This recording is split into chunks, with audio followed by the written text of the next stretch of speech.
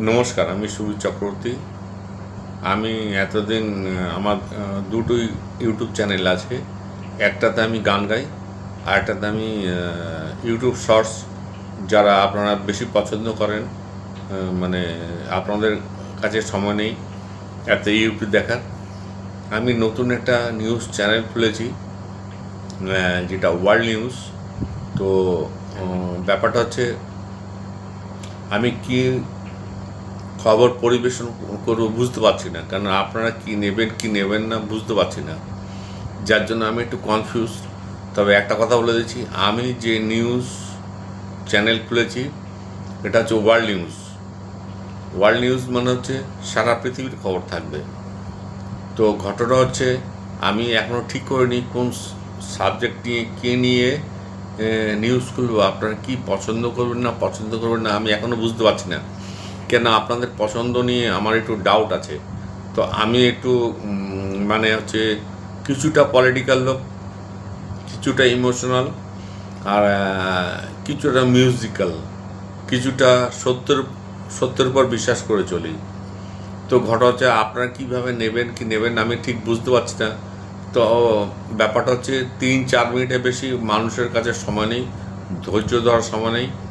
মানুষের জীবন এখনও খুব শর্ট, মানে মানুষ এখন বেশি ডিপে ঢুকতে চায় না, বাস্তবে ঢুকতে চায় না।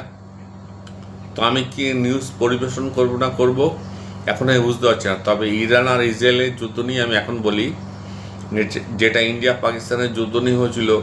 ট্রাম্প ভেবেছিল, মানে ট্রাম্প মানে আমেরিকা, আমেরিকা মানে ট্রাম্প, আর জো বাইডেন মানে ট্রাম্প, আমেরিকা মানে ট্রাম্প। এরা ভেবেছিল পুরো দুনিয়াকে রাজত্ব করবে। তো এই রাজত্ব শেষ হয়ে গেছে। আর ইসরায়েলকে আমি একটা কথা বলতে চাই,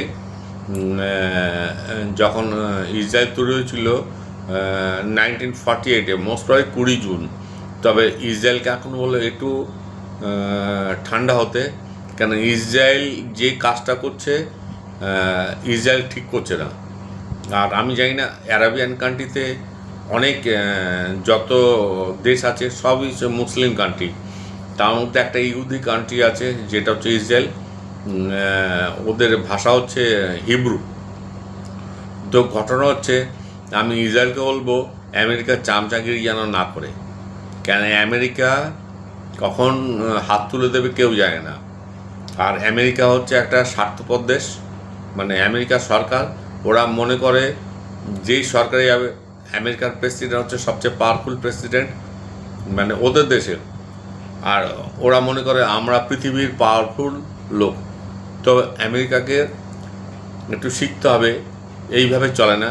আমেরিকা যদি এরকম করতে থাকে, কোন দিন না ট্রাম্প উড়ে যায়, মানে ডোনাল্ড ট্রাম্প উড়ে যায়, আর কোন দিন না জো বাইডেন উড়ে যায়।